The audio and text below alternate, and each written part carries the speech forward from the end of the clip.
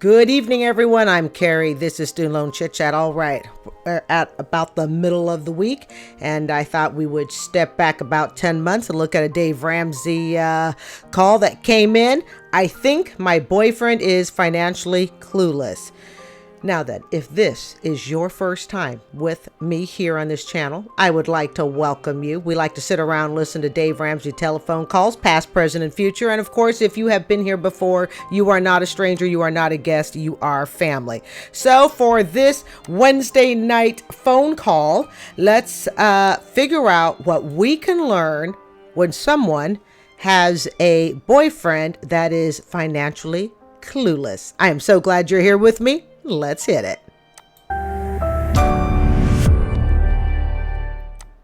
Courtney kicks us off this hour in Chicago. Courtney, welcome Hi, to Courtney. The Ramsey Show. How can we help? Thank you so much for taking my call. I really appreciate your guys' time. Absolutely. Yeah, thanks. Okay, so I have been divorced for about 6 years. I'm 39, almost 40, and my boyfriend and I have been talking about getting married. What makes me nervous is I'm in a much better situation financially than he is, and I have a lot of questions on prenups.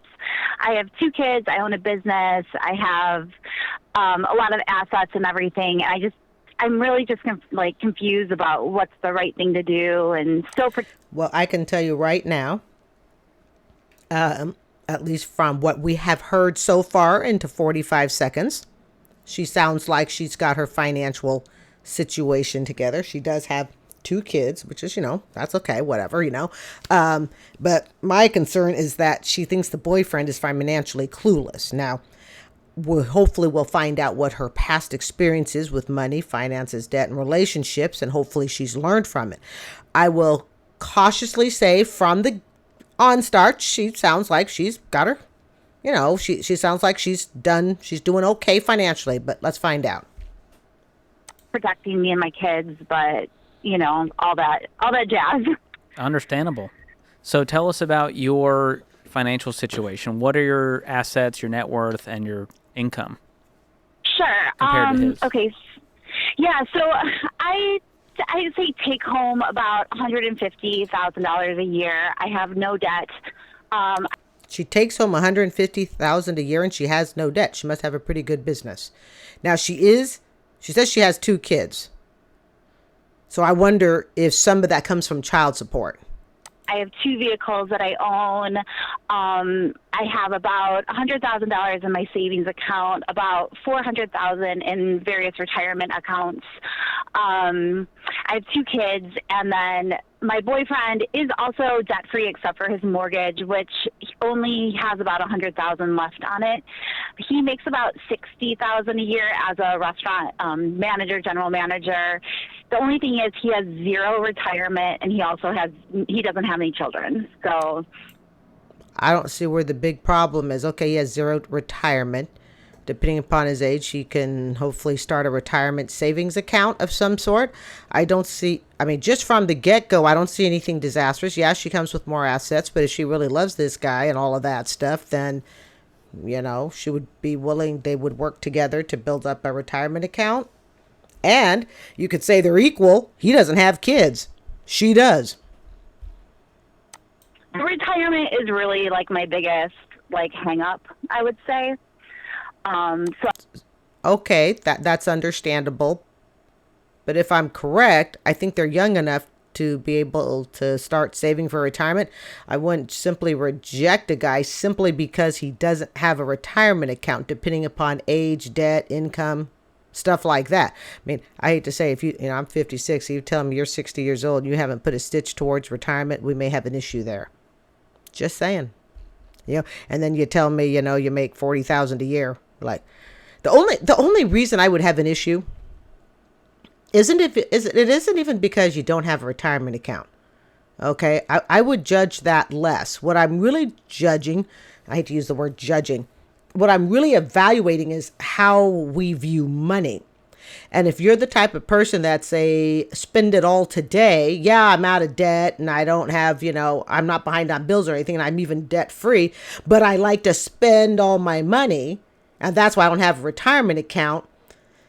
That could be a lifestyle issue not could be, it would be a lifestyle issue between me and that guy. If he's like, I'm a spend it all person, I don't need to save for retirement, don't have a job that has any sort of retirement because I'm just a live today, sort of guy. But hey, yay, I'm out of debt. I wouldn't be critical because you didn't have a retirement account. I would be looking more at, you know what? I just don't think we have the same lifestyle desires. I don't think our philosophies or ideology about money is the same. That's the reason we wouldn't be a match. Not because I would look down on you because you're debt free and you don't have a retirement account. I hope that made sense.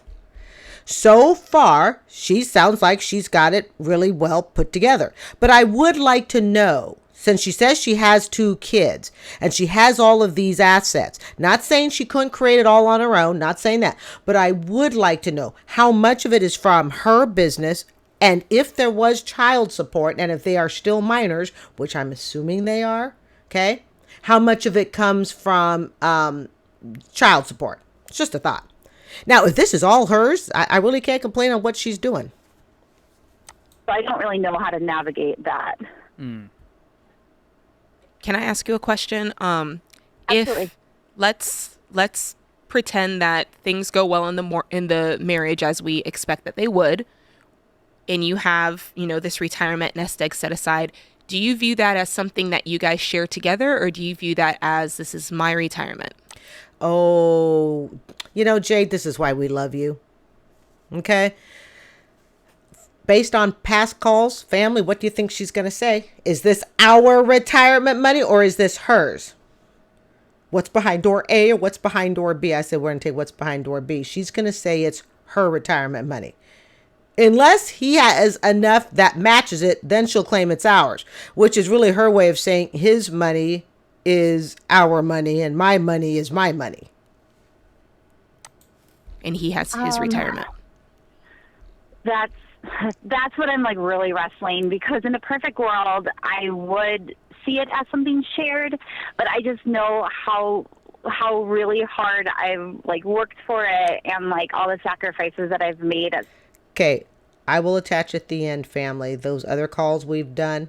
Okay, especially for those who are newbies and those, of course, your family and you'd like to hear it again. These women that call in with all this money and they're just so, they're really dead set on not sharing it. Yeah, they want the ring on the finger. Yeah, they want the marriage. They want the guy, supposedly. But they really don't want to share their money because they worked for their money. See, perhaps, women, that can give us a clue into sometimes how guys feel, how the men feel at times. Do we like that feeling when they say they worked for it all? But maybe that's how the men feel. We're more forgiving if a woman says, I worked really hard for this money and it's my money. We're not as forgiving socially if a guy says, I worked really hard for the money, it's my money.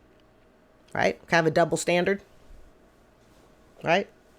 So she's going to write on, I worked really hard for this money. She should not marry this guy then. I think if you can't definitively say in a nanosecond, yep, it's our money. And you're like, well, I got to hem over it, ha over it. I got to really think about it. I got to try to justify it. Here's the thing with my retirement accounts, okay? My retirement accounts are pretty much annuities, pensions, okay, things that pay out for life. The cool thing with my retirement account is they can be set up because I'm with the state of Florida retirement system because I'm an 18th year teacher, okay? My accounts can be set up so that my spouse and I, okay, will take less of a monthly draw. But in return, the retirement account covers both of us until we pass away. I can say that without, a blink of an eye. If somebody says, well, is this your money or my money? It's our money. And it will be made our money because once we marry, okay, let's just throw out a number. Instead of me taking home $3,000 a month, just throwing out a number, okay, making it up. Instead of me taking home $3,000 a month, claiming it's my money, and then when I die, the money goes away. Even if I'm married, my spouse would get none of it. That would be a complete loss to him, which to me would just be horrible because I don't want that on anyone I marry. Absolutely would not want that. Instead, taking $3,000, we might take $2,200 a month, right? But in return, it will last till both of us pass away, because I would not want my spouse to suffer financially because I pass away. See, if you can't have that type of attitude, all right, and all my accounts pay until death, that they pay the rest of my life, okay? Which is the reason I like to go into insurance. I don't do the 401k thing. That's just me. Do what serves you, okay? But that's, for me, is how I solve that. There is no hemming and hawing over it. Absolutely none. She should not get married to him. If loving someone means the first thing you see is, I need to protect my money, my retirement, starts with the word my, I worked really hard for it, I earned it, and that's the stance you have, that's fine, but you're definitely, in my opinion, you're not ready to be married. Like a single mom, and just like really like smart choices that I've had to make to do it. It makes me really nervous, I guess. Okay. I really want to know if all of this money is self-made, like she did all of this on her own. See how that would make you nervous, but I do think that there's it's unfair, I think, to go into it, to a marriage where you're saying, we're going to be one, but I worked really hard for what I have, and so Yes, she has said the word I, not Jade, but the caller, Courtney. Courtney has said the word I more than she has said we or us. It's the words I, my, me, right? Yeah. I think that I should be able to have that over here. I think if the tables were turned, that might be a little bit off-putting for you. I totally understand that. I think what makes me nervous is he has zero retirement. So what? He has no debt and no kids. Let's call it an even draw. He has no kids. You've got 2 kids. He's going to have to help support them through his income, right? And you go, oh, but I make more than he does. Doesn't matter. His income's going to go to support those kids of yours. So before we get on our little high horse about how morally superior we are because we have more money, okay? When you go to a restaurant and if he pays for it, you're going to go, oh, those aren't my kids. That's not my debt. No, he's going to work on behalf of your kids. Somebody pay the freaking bill. That's all that matters, right? She's too selfish to be wife material at this time in her life. Way too selfish. And because she fails to see that she's got 2 kids that have to be supported. And she's stupid if she says, oh, well, his bill doesn't have to pay for any of the kids. Being in the restaurant industry, he's never been at a place where they offer any kind of like investment, like 401k or anything. And he's 40 years old too. So is he against contributing to a Roth IRA on his own when I keep suggesting that and encouraging that, but he just never seems to get there, if that makes any sense. And like I was saying earlier, okay, if I chose to not marry someone like this, it's not because I have something and he doesn't have it. At 56, I don't wish to try to convince someone to change their money habits.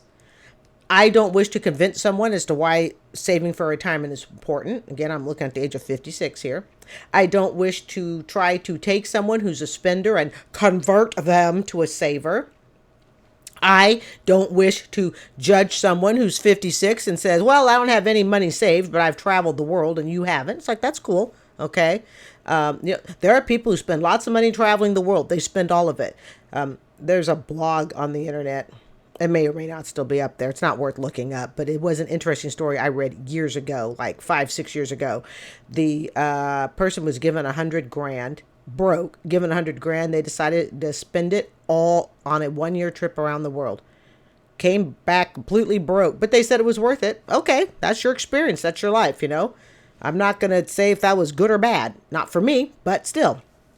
So if she were to not marry him, it should not be on the basis because she thinks she's better than him, which is what I suspect she thinks. She thinks she's better than him.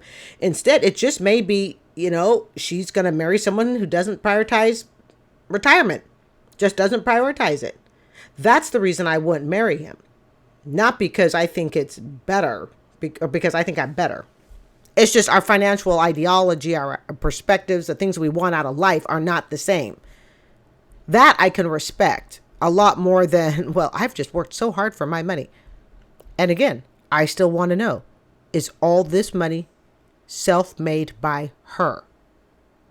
I will link at the end, though, a video or two of the women who have had issues with boyfriends that make less money than they do. And they say they want to marry them, but they want to keep their own little nest egg. I sure as heck don't want to marry somebody and says, oh, I want to marry Carrie. I think she's great, but God help me, don't let her touch this. Nah, I wouldn't want to marry somebody like that. No, thank you. I even gave him my like financial planner's information, and it just, I don't know. He always says they play phone tag. I'm not sure, but he says he is.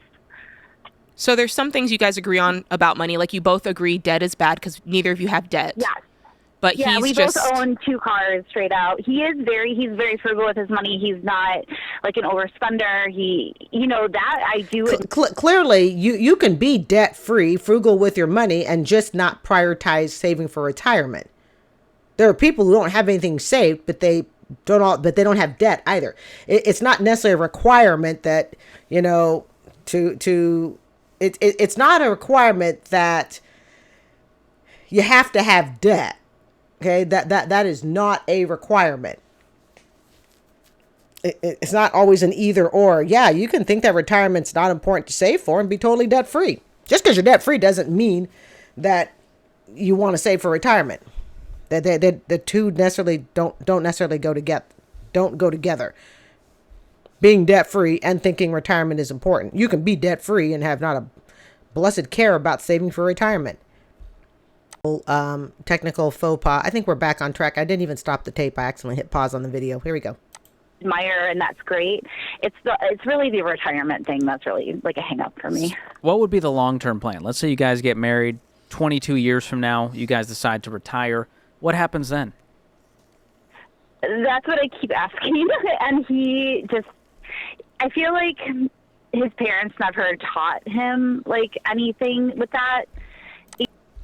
Man, so now she's looking into his parents.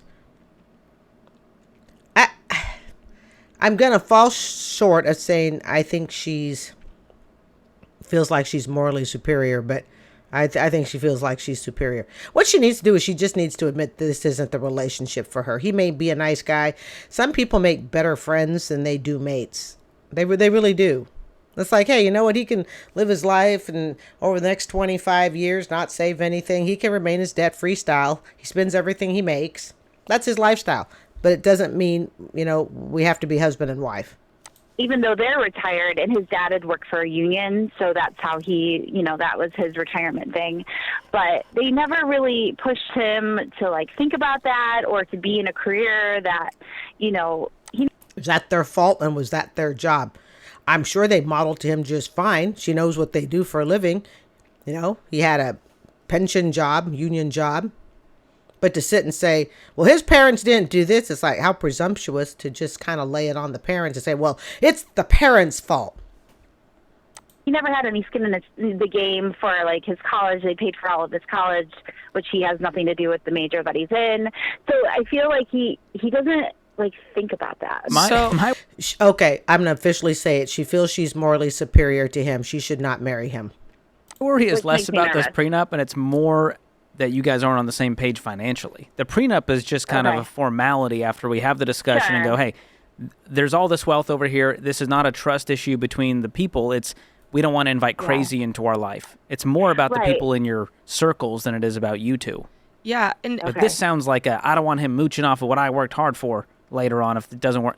Yeah, that's the spirit of it. You said some things off to the side that were kind of, dare I say, passive aggressive. You're like, he's not even in his degree field. So yeah, she's highly judgmental. Highly judgmental.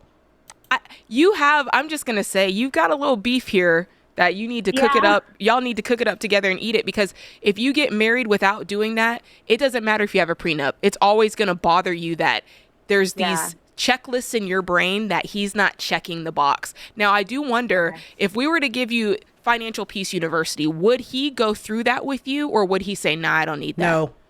No, I think he would. Yeah, Okay. no, I think he's open. I think more or less he's just clueless. So it's just a lack of education. I'm the wrong person saying it. Yeah. Okay, well, here's the thing. Remember, he's 40 years old, if I'm correct.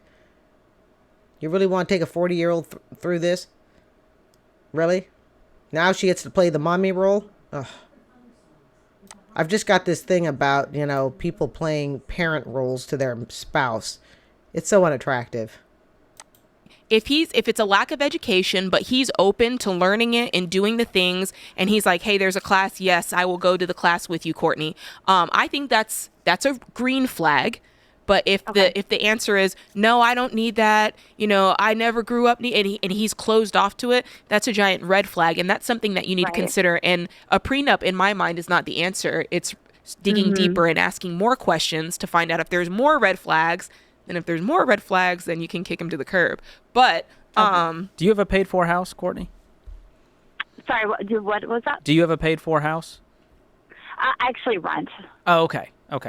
But So he's coming to table with home ownership. Right, he does. Ooh. Yes, This spices things up. It does. That's a green flag. So here's my thing, Courtney. If you exactly. do, I don't think this is necessary in this scenario. It's not like you're coming to the table with $4 million and he's broke. Right. No. He's doing fine. And he doesn't come with 2 kids to take care of and insure with insurance and raise, right? He's doing great, but we need to get him on the investing side. He doesn't have that financial literacy background that you do. You've done so well, and I'm really proud of you. So if you do go forward with this prenup, you both talk about it. You say, hey, this is to protect the relationship. This is not a trust issue. This is to protect us from crazy down the line. But be open to revisions. Maybe make it protective at first, but 5 years down the line, say, we're going to revise this, and it's going to be all ours now. I don't see a woman like Courtney wanting to revise it. I really just don't. I don't think they should get married. She's already got it in for him. You can't marry someone if you see yourself as so superior to them. You really can't. Sure. So it's not one thing set in stone forever.